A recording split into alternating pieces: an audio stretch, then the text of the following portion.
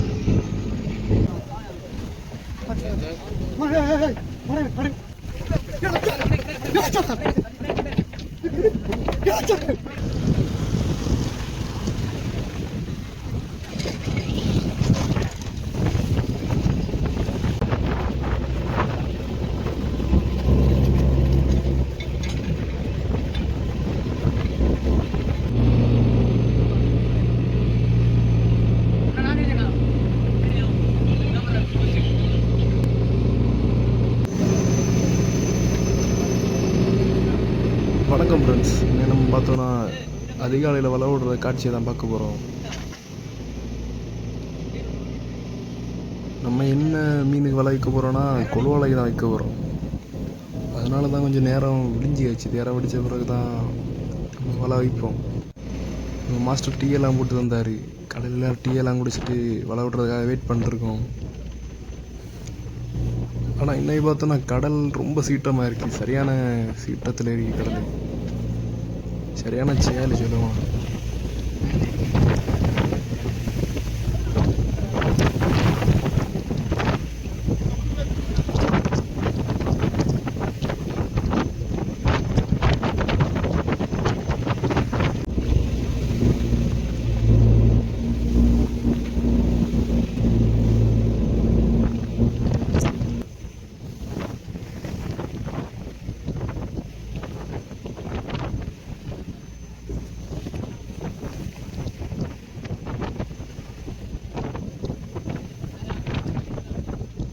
எல்லோரும் நம்ம மாஸ்டர் போட்டு வந்த டீயும் கொஞ்சம் பலகாரம் இருந்துச்சு. அதையும் சாப்பிட்டு வலை போட ரெடி ஆகிடுச்சு.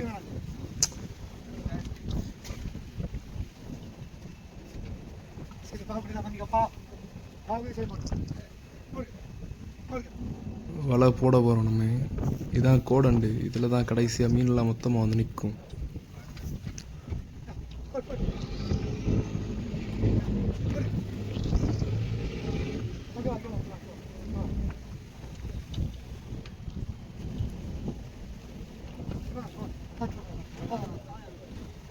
இதில் ரொம்ப கவனமாக இருக்கணும். எதுவுமே கை கால் எதுவுமே இந்த நூல் வலை இதில் மாட்டிடக்கூடாது. மாட்டினா அவ்வளோதான்.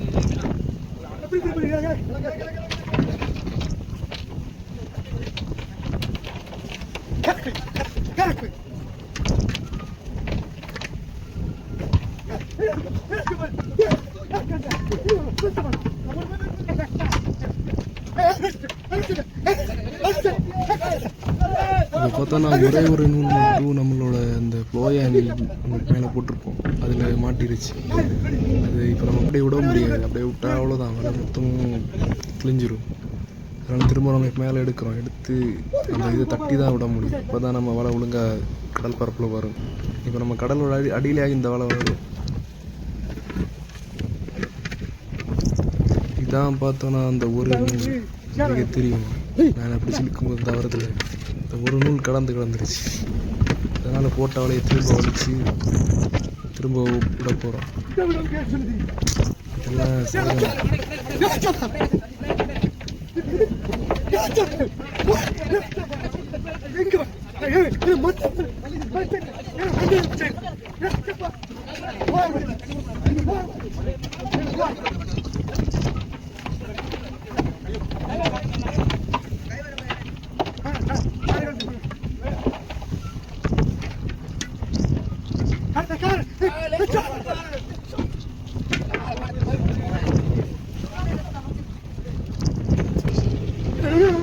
அப்புறம் பார்த்தோன்னா நம்ம வலையை தண்ணி விளக்கி வச்சு நேரத்தில் நம்ம எக்ஸ்ட்ரா ரோப்பை தண்ணி விளக்கிட்டு இருக்கோம்.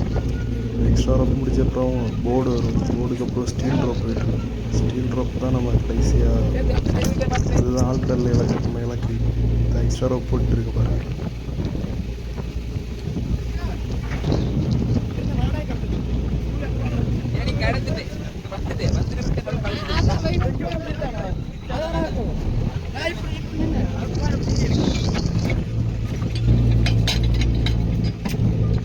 போர்டை ஜாயின் பண்ணுற கப்ளிங் தான் வந்துருச்சு. இந்த கப்ளிங்கில் தான் இது வந்து ஒரு சைடோட இது இதில் ஒரு இது மேலே இன்னொன்று மாட்டேன் வரும்.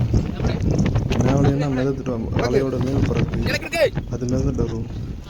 மடைனா மலையோட அடிப்பகுதி வெயிட்டாக இருக்க சைடு தான் மடை. அதை வந்து இந்த ஸ்டீல் ரோப்பில் கனெக்ட் பண்ணி இந்த போர்டோட ஜாயின் பண்ணி விடும். இது ஒரு டெக்னாலஜி, சரியான மெத்தட். இதுதான் நம்ம போர்டு, இதுதான் நம்ம மலையோட மெயின். இதன் தான் மலையை கரெக்டாக கடல் அடிப்பரப்பில் சரியான முறைப்படி விரிச்சு கொண்டு வருவாங்க. இப்போ தான் மீன் உள்ளே போகும்.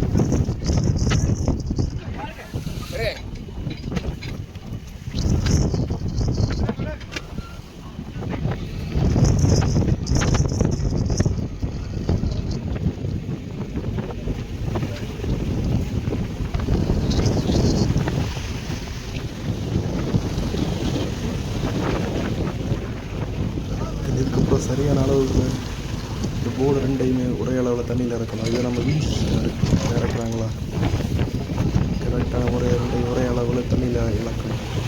நம்ம கடலோட அடியான அறையில் வைக்கணும். இதுக்கு பின்னாடி மடி வந்துகிட்டே இருக்கும்.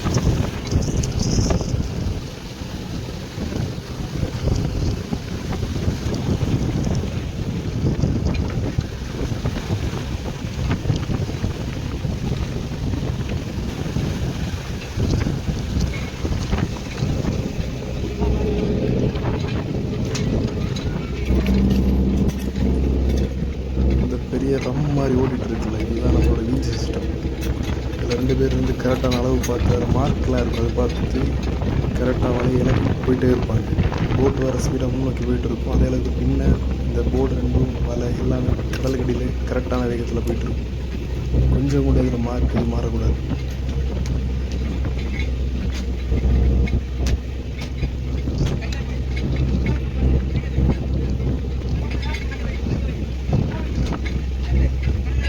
நம்ம தம்பி கிங்ஸ்லி அவர் வீடியோ எடுக்கிற இதுக்கு போஸ் கொடுக்குறாராம்.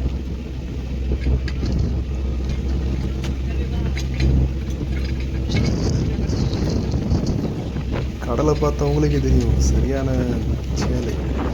இதில் ரொம்ப ரொம்ப ஆழ்கடலில் நம்ம மீன் பிடிக்கிறனால எல்லாம் கடல் இப்படி தான் இருக்கும்.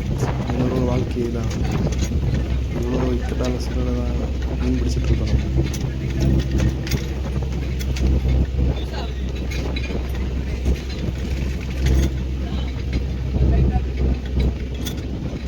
இதான் நம்ம வாழ்வாதாரம். பார்த்தீங்கன்னாலே தெரியும், இவ்வளோ அலையும் கடலும் காற்றும் புயல் மழை எல்லாம் வரும். அதனால் அந்த குடும்பத்துக்காக இங்கே வந்து கடலில் கஷ்டப்படும்.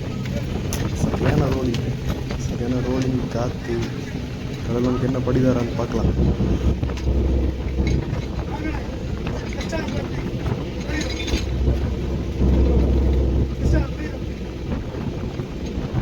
கடலில் பார்த்தோன்னா இந்த வேலை மட்டும் இருக்காது, இதுக்கப்புறம் நமக்கு ரெஸ்ட்டு தான். ஆனாலுமே போட்டில் சில வேலை இருக்கும், அதெல்லாம் நம்ம இந்த ஃப்ரீ டைமில் பார்ப்போம்.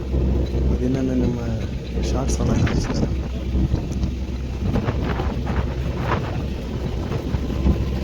பைக்கில் பேன் அவுட் பண்ணி பார்த்துருப்பீங்க. கடலில் பார்த்தீங்களா நீஞ்சி எப்படி பேன் அவுட் பண்ணுறது? ஏன்னா ட்ரம் பைக் ஆகும், ஃபுல் லோடில் இலக்கி போயிட்டு இருக்கும்போது இந்த மாதிரி பைக்கெல்லாம் தேஞ்சி இதுதான் பேன் அவுட் பண்ணும். எப்படி இருக்குது பார்த்தீங்களா பேன் அவுட்?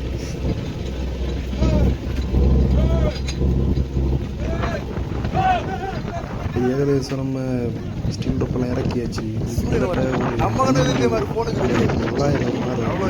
மாறினா ஹைட்டு நம்ம 2 கையெறினா எவ்வளோ வருமோ ஒரு இப்போ என் ஹைட்டு சொல்கிறேன், நான் 2 கையெறினா எவ்வளோ ஹைட் வரும், அதுதான் ஒரு மாறு. அப்படி ஒரு மாறு கரெக்டாக நம்ம இறக்கிட்டோம். அப்படி 700லேருந்து 900 மாறு இறக்கிறது. நம்ம கப்பி ரோப் எடுத்து போடணும். ஏன்னா ரொம்ப காய்ச்சல் இருந்ததுனால போட்டு கரங்கி வராது. அதனால் ஒரு சைடு இஞ்ச கப்பியில் போடணும், அதை போட்டு கரங்கி வரும். ஏதாவது உடக்கோ வேறு போட்டோ கப்பில் தான் வந்தால அப்போ தான் கரங்கி ஈஸியாக இருக்கும். காற்று கடல் ரொம்ப கவனமாக இருக்கணும் எல்லாரும்.